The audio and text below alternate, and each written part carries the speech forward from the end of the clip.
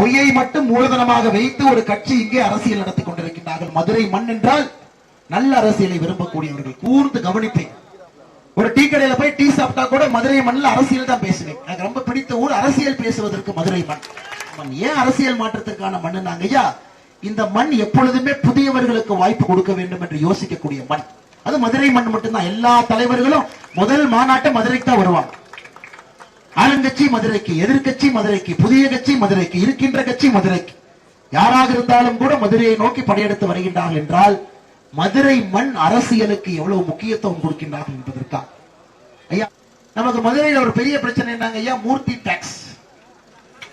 இங்க மூர்த்தி tax, GST மாதிரி மதுரைக்கு வந்து மூர்த்தி டாக்ஸ். ஏன்னா 100 கோடி ரூபாய் கல்யாணம் பண்ணணும், சொத்து வாங்கி போடணும், கொள்ளையடிக்கணும்.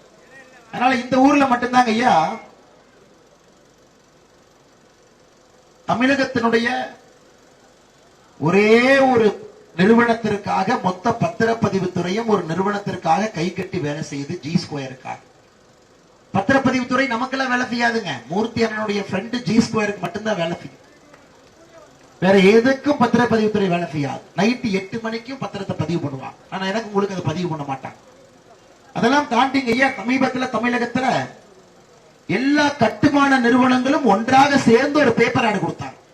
பார்த்திருப்பேன். முதல் பேஜ் ஆட். எல்லா கட்டுமான நிறுவனங்களும் முதல் பேஜ் ஆட். எவ்வளவுதாயா எங்களை கொடுமைப்படுத்துவீங்க லஞ்சம் வாங்கி? அவங்க லஞ்சம் வாங்கினீங்கன்னு சொல்ல முடியாது. என் கம்பெனி போய் இழுத்து முடிவானுங்க அடுத்த நாள். ஒரு முழு பக்கம் விளம்பரம் எல்லா கட்டுமான கம்பெனிகளும் கொடுத்தார்கள். எங்களால தாங்க முடியல. பத்திரப்பதிவு துறை நீங்க பண்றதெல்லாம் டார்ச்சரா இருக்குதுங்க, எங்களால முடியலன்னு ஒரு முழு பக்க விளம்பரம் கொடுக்கும் அளவுக்கு தமிழகத்தில் இன்னைக்கு நிலைமை இருக்கு.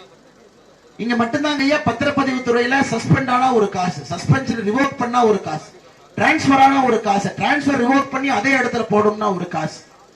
இன்னைக்கு விஞ்ஞான ஊழலுக்கெல்லாம் தந்தை கருணாநிதினு சொல்லுவோங்க ஐயா, அவருக்கெல்லாம் தந்தையாக அண்ணன் மூர்த்தி அவர்கள் மாறி இருக்கிறார். எப்படியெல்லாம் விஞ்ஞான முறையில ஒரு திருட்டு செய்ய முடியும் என்பதற்கு. ஐயா இன்னைக்கு பாருங்க, இன்னைக்கு சமீபத்தில் மதுரையில் ஒரு பிரம்மாண்ட மால் கட்ட ஆரம்பிச்சிட்டாங்களாங்க ஐயா. மூர்த்தி அண்ணனுக்கு சம்பந்தம் இருக்கா? அடுத்த டிஎம்கே ஃபைல்ஸ் வெயிட் பண்ணுங்க ஐயா, சம்பந்தத்தை சொல்றேன் உங்களுக்கு. யாரு கட்டுறாங்க ஐயா? இவர்களை எல்லாம் நீங்கள் ஒழித்து கட்ட வேண்டிய நேரம் உங்களுக்கு. நேத்து நம்ம பிடிஆர் அண்ணன் பாத்தீங்கன்னா அவரே இப்ப கொஞ்சம் சிவனேன்னு இருக்கிறார். முதல்ல இருக்கிற வாய்க்குழுப்பெல்லாம் இல்லைங்க ஐயா, ரொம்ப குறைஞ்சிருச்சு. அவரே சிவனேன்னு அப்படியே வந்து கம்மன் உட்கார்ந்துக்கிட்டு ஒரு வாட்ச் கட்டிக்கிட்டு கம்மன் உட்கார்ந்து இருக்காரு. நம்ம முதலமைச்சர் அவரை பார்த்தாரு. பிடிஆர் கொஞ்சம் ஜம்முன்னு இருக்காரு அப்படின்னு சொல்லிட்டு முதலமைச்சர் சொன்னாரு, பிடிஆர் அவர்களையே நான் இதற்கு முன்பு இருந்த நிதித்துறையிலிருந்து மாத்திரம் தெரியுமா? பிடிஆர் யோசிச்சார், அண்ணே சும்மா விட்டுருங்கண்ணே, அட்லீஸ்ட் ஒரு அமைச்சர் பதவினா அது இருக்குது, ஓரத்தில் உட்கார்ந்து இருக்கிறேன். ஒருத்தர் புலால் சிறையில் இருக்கிறான், இன்னொருத்தர் ஜெயிலுக்கு போறதுக்கு தயாரா இருக்கிறேன், ஒரு அமைச்சர் பதவி ஒட்டிட்டு இருக்க, அமைதியா இருங்க. உடனே முதலமைச்சர் அவர்கள் சொன்னார்கள், இல்ல இவர் நல்லதான் வேலை செஞ்சார் நிதித்துறையில, இருந்தாலும் ஐடி துறையில் நல்லா வேலை செய்வாருங்கிறதுக்காக போட்டிருக்கேன். இது யாராச்சும் நம்புறீங்களா? யாராச்சும் நம்புறீங்களா?